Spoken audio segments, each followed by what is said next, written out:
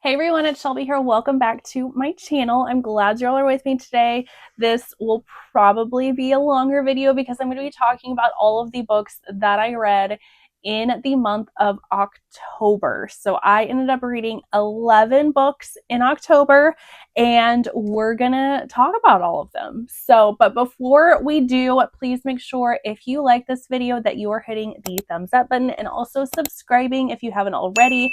I post videos every Thursday and Sunday, so make sure you hit that notification bell to be notified whenever I do post those new videos. We talk about romance, all things romance, basically. These type of wrap-up videos, vlogs, recommendation videos. It's a fun time. At least I think so. And I feel like a lot of you do. Also, before we do get into these books, comment down below with some of your favorite books that you read in the month of October. What was your favorite book? I love hearing from you all, so make sure you are commenting. But yeah, I had a pretty great reading month. I think I only rated one book 3.5 stars. All the rest of them were 4 stars or above. I was really enjoying everything that I read. It was mostly, and as we'll see, mostly fantasy or paranormal romances, because that's just the vibes I was feeling for Halloween and spooky season. I honestly really wanted to read a lot more than what I did. I had so many plans of more like vampire and shifter romances that I wanted to get to, and I ran out of time. Like the last week of October, I only read one book, which is the last book that I'll mention in this video. And for whatever reason, just life was lifing, and that book just ended up taking me a little bit longer than what I was expecting with reading it. So I did also have a few contemporary romances in here. I did read one holiday romance already because I did get an arc of it, although I'm anticipating November to be a little bit more into like some of the holiday romances. And then I did also read a couple of omegaverse stories. So let's talk about all of these. So first up, I read Bound to the Beast by Ari Wright. This is a omegaverse story. This is like a contemporary omegaverse story, although it is a little bit more on the darker side. This I got an arc of. This is my first Ari Wright book. This one is a Beauty and the Beast retelling, but it's omegaverse and why choose. So our female main character is in, and she ends up being in an arranged marriage with one of our alpha males of this story. He has to get married and produce an heir in order to inherit his grandfather's company. And she just is excited to be out of the thumb of her father, who is a scientist, but he is honestly very abusive and or neglectful to her. She has a sister that is missing, and so that's what her hope is by marrying into with this man, that she might be able to gain a little bit of freedom in order to find her sister. They get married, and then he reveals to her after their marriage that he is actually in a pack. And so he goes back to his home and meets the other 2 members of his pack. And those members are not all of the members are as welcoming of her coming into their home. There are some altercations, and just, things ensue as they do in romances. And why chooses, of course, like I said, this is a little bit more on the darker side. I end up giving this one 4 stars. I really enjoyed this one. I flew through it really quickly. I felt like all of the male characters had their own personalities, which I really appreciated, because I feel like that's the only thing with why chooses, is that some of the characters, they get bogged down and they all seem very similar to one another. They all were very like complex characters, but then our female main character, she stood up for herself against these 3 alpha males that she is now in sharing a home with. And it was a fun time. I quite enjoyed myself, and I do want to read more from this author. Then I read A Soul to Heal by Opal Ring. This is the second book of the Duskwalker Bride series. I'm very much hoping that I can finish this series by the end of the year, but we will see how things go. This one, our female main character, she is actually thrown into the Veil. The Veil is where the Duskwalkers and demons are from. So she's thrown in there by the townspeople of her town because of a crime that she committed. She killed her husband and her husband's lover. And so her punishment was to be thrown in this veil. And as she's falling, she ends up falling on our male main character of the story, our Duskwalker of the story. He featured a little bit in book 1. He is not the smartest, which you find out in these worlds. So these Duskwalkers, they end up eating humans and eating animals, and that's kind of like how they form and how they get their unique beings and shapes. And the more that they eat humans, the more humanoid they start to look, but then also the more they start to think and have more intelligent thoughts and higher processing powers. So this Duskwalker has not eaten a whole ton of humans, but he, after this first book, finding Orpheus in the first book and finding that Orpheus has this female companion with him, he wants a companion for himself. So when this human lands on him, he sees this as an opportunity that for him to take care of this human, and potentially she will end up wanting to give her soul to him. So this one was hard for me to rate, and for my review of this book, I waffled a little bit on my rating of this one. I ended up giving this one 4 stars, but the reason why I struggled a little bit with this one was the characters in this kind of infuriated me at times. They did have growth to their characters, which I appreciated. So that lended me to giving it a higher rating. But our female main character especially really annoyed me. She has depression, and she's also suffering from a little bit of PTSD from her crime that she committed and what her husband did to her, which was he cheated on her.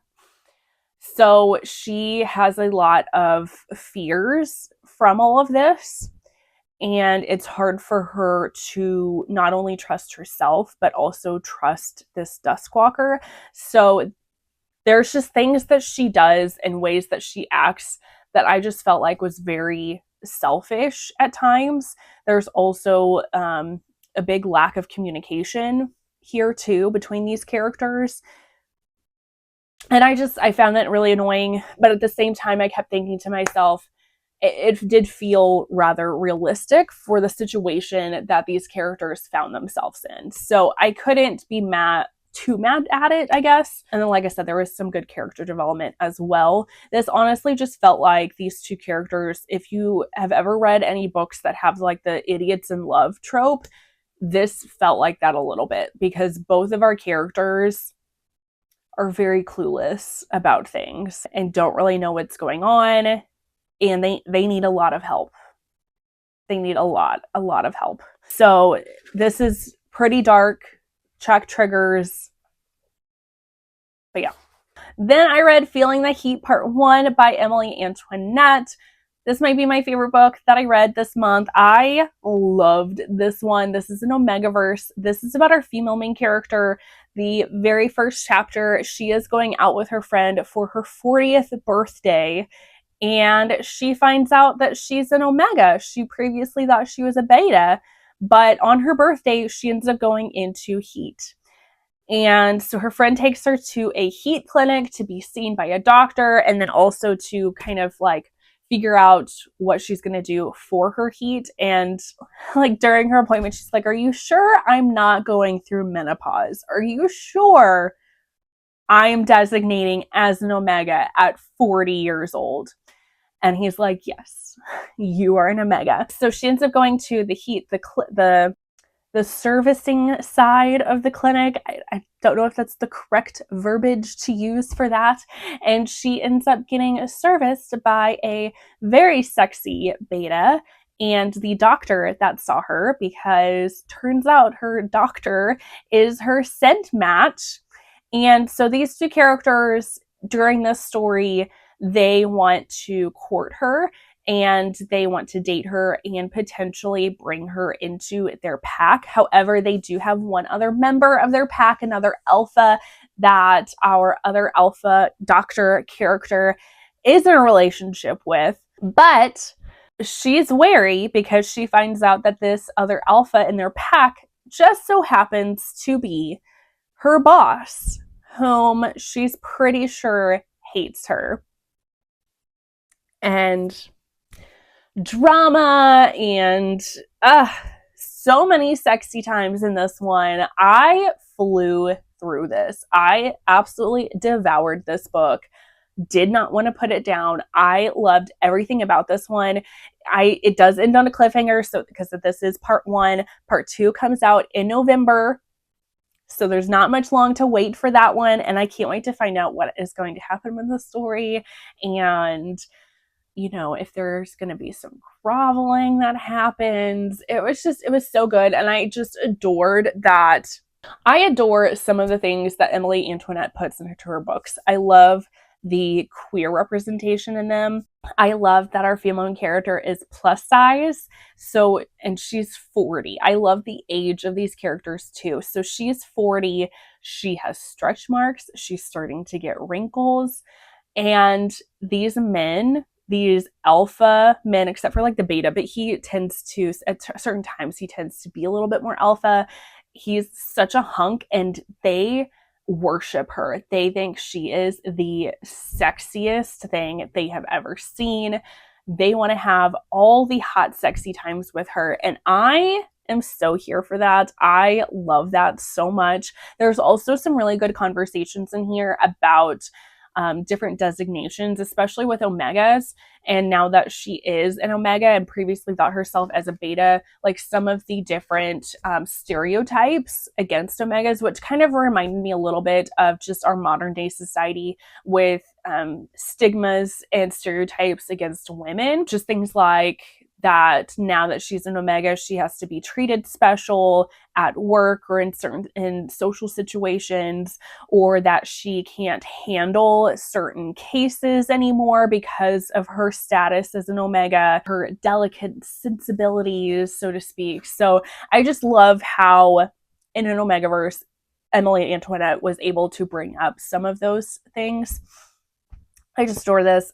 I will for sure be reading part 2 in November. I cannot wait. I'm so excited. Then I read Will It Hurt by Lily X. This is a paranormal romance about a witch and a vampire. So in this story, we have Isla. She is our witch character, and she has neutralized. Her job as a witch is to neutralize vampires. So basically, there's vampires that no longer want to be on Earth, and they message this like witchy guild, and then she gets these assignments, and then she goes and she kills them. That is her job. And she ends up neutralizing somebody that Jen, our other female main character of this story, is very close with. It was the person that she had turned. So this is her like maid daughter that Isla neutralized. And so Jen is very upset about this and initially wants revenge.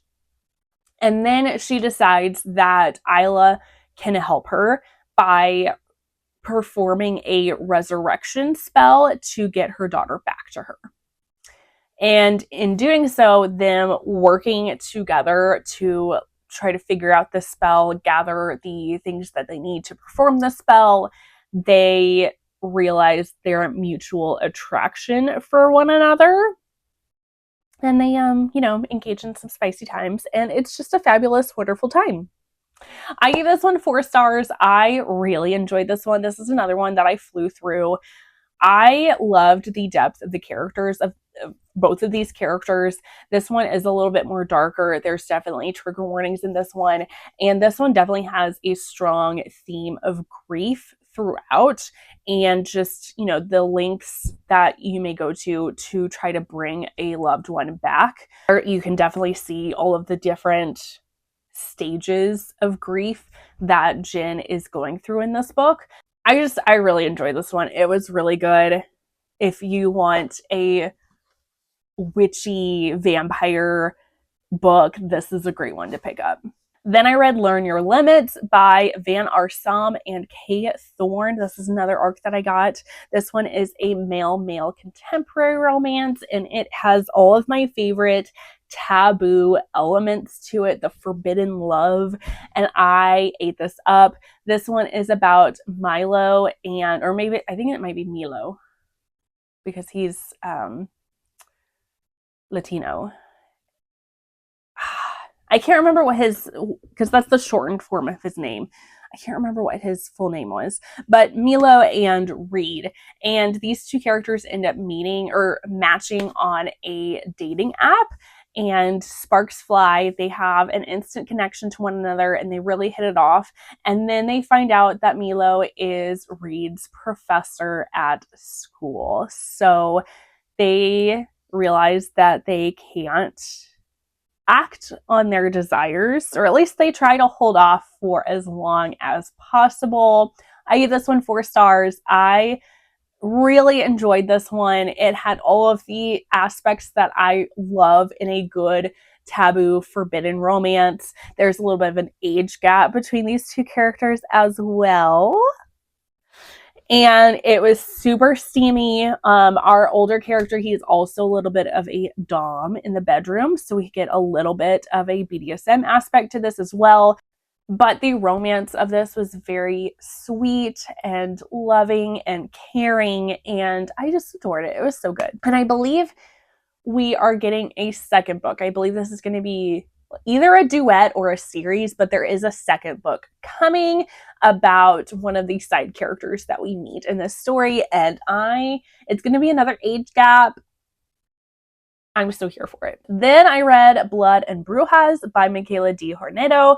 This is the first book of the Fate of the Acna series, which I'm glad that I finally got to this book, because I have 2 special edition copies, and I'm pretty sure I have 1 more special edition copy coming at some point, and I had gotten all those before having read this book. So I'm glad I finally did. This one is a fantasy romance.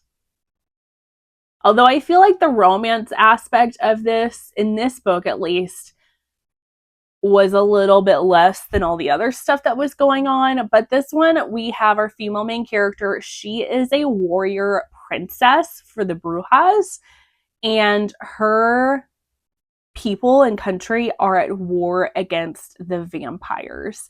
And she is fighting, and she wakes up and her mother has bound her and has forced her into an upcoming arranged marriage with the Vampire King as a form of a truce between their peoples to try to stop the bloodshed of their peoples. That's how this story starts out, but there's a lot of other stuff that ends up ensuing from there. There's twists and turns in this one, and the romance aspect of it did not actually play out how I thought it was going to play out. There's other things kind of going on that we aren't privy to, at least initially. This one I gave 4 stars. I did overall really enjoy this one. I did feel like there was certain things. Number one, I felt like this went on a little bit too long. I feel like this could have been cut just a tad. And I did notice, just me, my brain, my literary kind of brain, like when I'm reading books, I notice when this did definitely feel like maybe this author's first book, or like maybe the second book. It did feel like there's room to grow for this author, if that makes sense, in their writing wheelhouse in the writing style. Like it did annoy me at certain times that like the word said was used so much. Like da da da said this character, da da da said this character. It just, I don't know. That is honestly, that's why this book still gets 4 stars, because I feel like that is just a very, very pet peeve thing, like nitpicky thing of me to notice. But I did notice that. I'm still going to read book 2 in this one because I want to know what happens. So the things that I really liked about this one, our female main character is a very strong character. I honestly really loved her. She was super badass. She is a stab first, ask questions later kind of gal. And I also really love the LGBTQ in this one. Our female main character is bisexual, and she's very proud of her bisexuality. She is very attracted to women. There is a sapphic element in this one, so I also really appreciated that one. I liked the twists and turns in here because there were certain things that I could kind of see was coming, but not in the way that it did, if that makes sense. So I'm very excited to see how this story continues to play out. I will be continuing it. Then I read Immortal Dark by Taijist Gurma. This is the first book of the Immortal Dark trilogy. This is a YA fantasy, although it read a little bit more like upper YA. This is a pretty dark book. In this one, we have our female main character. She enters into this supernatural academy of sorts because she wants to find her missing sister. And apparently her family, she is basically like an heir of this academy. Her family helped to kind of found it, I guess.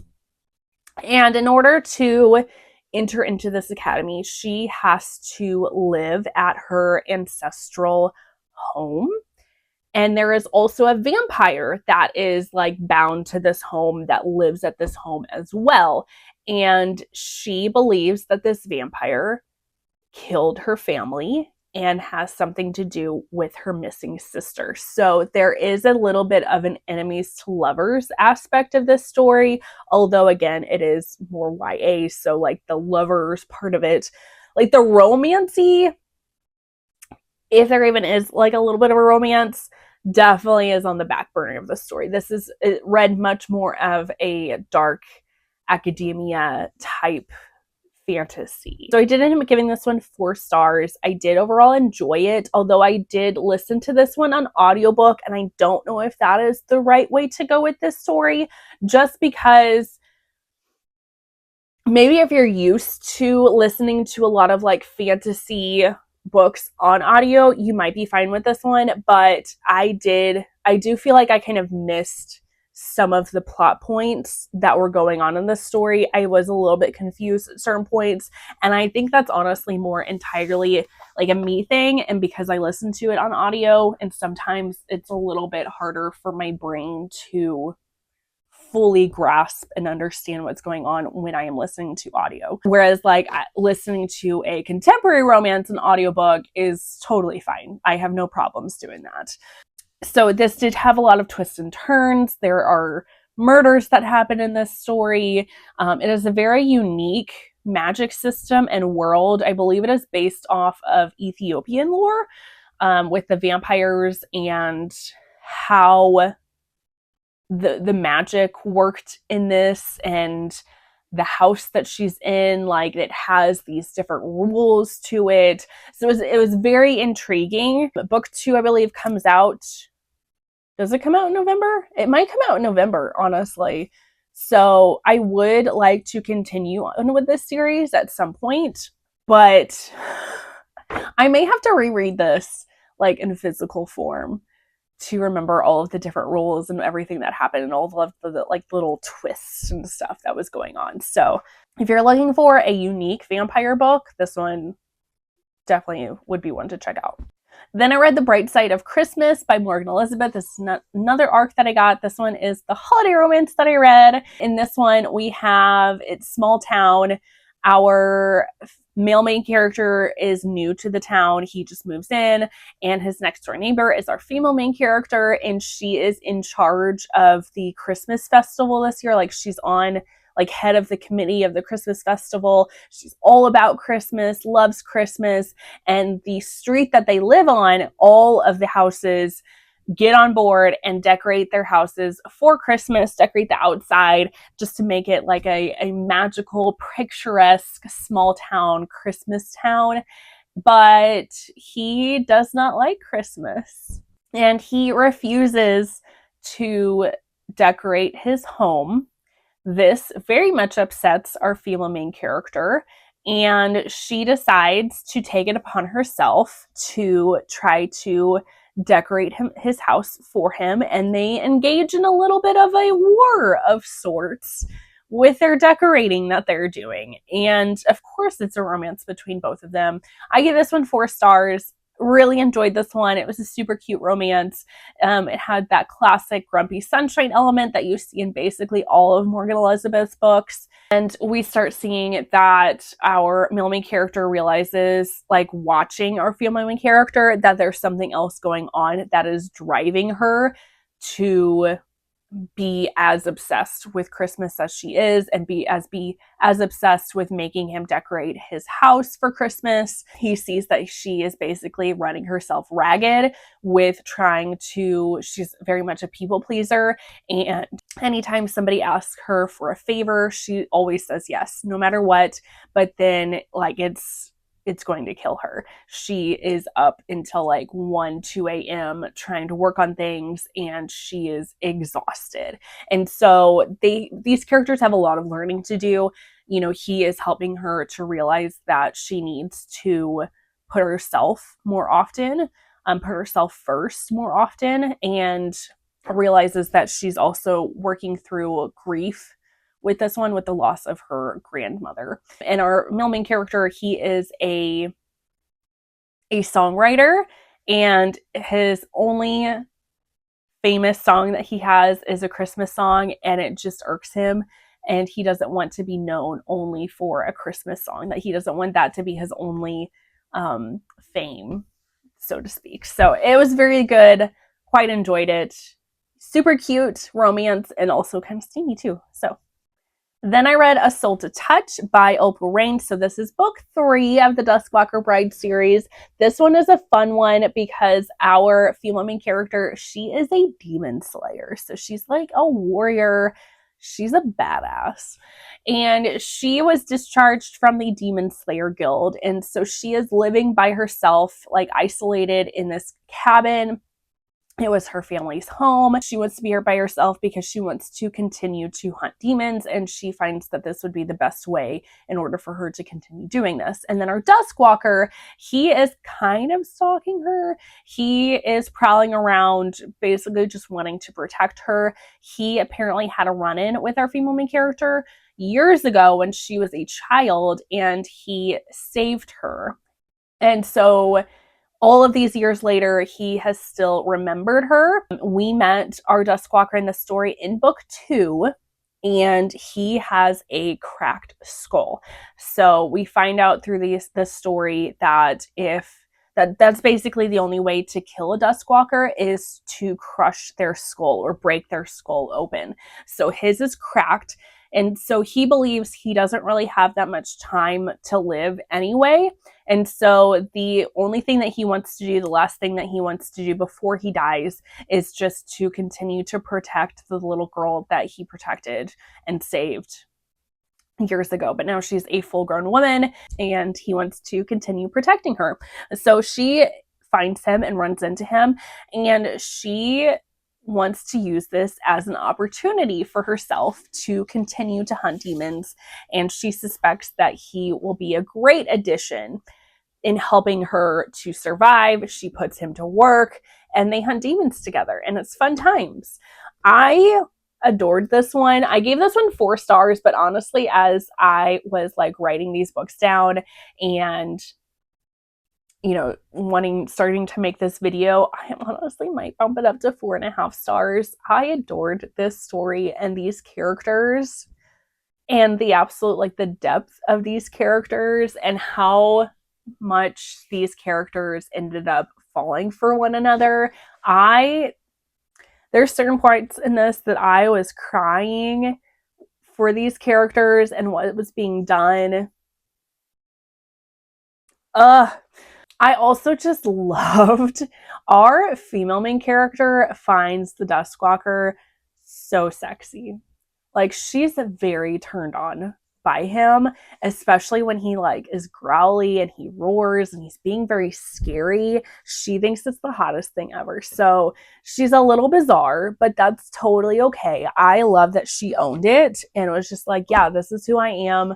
I find you sexy. Let's have some sexy times. And it was just, I loved it so much. Then another vampire book, I read A Dowry of Blood by S.T. Gibson. This one is a paranormal historical book. Not really any kind of, like, romance in here. I mean, there's some characters that do end up, like, falling for another, but definitely not in the realm of, like, romance. This one is basically about the wives of Dracula. And this story is told through, like, letter format of his first wife to Dracula after she has murdered him. So you find out, like, right from the beginning, as soon as this book starts, where the ending is going to go. She murders him, and it's just, she's basically telling their tale of when she first met him and fell for him, and when he turned her, and then how their relationship developed, became very toxic relationship, and how she eventually ended up deciding to murder him, how he brought on another wife, and how she initially was very upset about this, and then brought on a male to their repertoire, brought on a husband for himself and for his wives. And it was just, I don't know. I gave this one 3.5 stars. This one was fine. I've heard a lot of hype for this story. So I don't know. I feel like I didn't like this one as much as I was expecting to. Does not mean that this is a bad book by any means. It was still very good. I did think it was a very unique take on the whole, like, Dracula and his wives tale. Yeah, I don't know. This is cool. I don't really have too much more to say about it. Like, it's a vampire book. It's really quick too. So if you're just wanting a vampire story that's really quick, this would be a really good one to pick up. It was fine. And then the last book that I read for the month of October, that took me, like, basically the last week of October to read, is Our Vicious Oaths by N.E. Davenport. This one is a fantasy romance. It is about these fae. Our female main character, she is another warrior princess. I don't know what it is about this month about me reading about these very powerhouse female main characters, these warriors, but I guess that was a little bit of a theme of this month. So again, she is a princess of one kingdom of the fae. She is betrothed to the king of a different kingdom. She does not like him, thinks he's horrible, and is very afraid. Like, she keeps trying to push off their marriage. She doesn't want to marry him because she knows as soon as she does marry him that she is going to lose her power and her autonomy, and that she's just supposed to be like this person that smiles. But this king is wanting to marry her because there is a prophecy about her that she will birth an heir that will, like, unite all of the kingdoms together. And so this man is wanting to marry her to basically have that power for himself. And then we have our male main character of the story, who is from another warring fae kingdom. And he is coming in because he is wanting to seek revenge against all of the other fae kingdoms because they all formed this alliance to kill his parents. And so he is wanting to seek revenge against all of the rulers of these kingdoms and anybody else that had a ploy in the plot to kill his parents. So he comes in to their wedding, and there's altercation, there's fighting that happens, and our female main character's father is killed, and she's taken by our male main character of the story as kind of like a hostage, a bargaining chip to help with his plans for revenge. But our male main character and female main character have an attraction towards one another. They ended up having a one night stand together before her wedding and having some great sexy times together. And so while our female main character does not like the male main character because he is technically her enemy and did cause the death of her father, she can't help but be drawn to him and want to engage in more sexy times together. So this one took me a little bit longer because this had a lot more court politics and political machinations in it than I was expecting. And that's just something I struggle with sometimes in fantasy books. So I did still give this one 4 stars. I did really enjoy this one overall. I really liked these characters. I did find it to be very intriguing.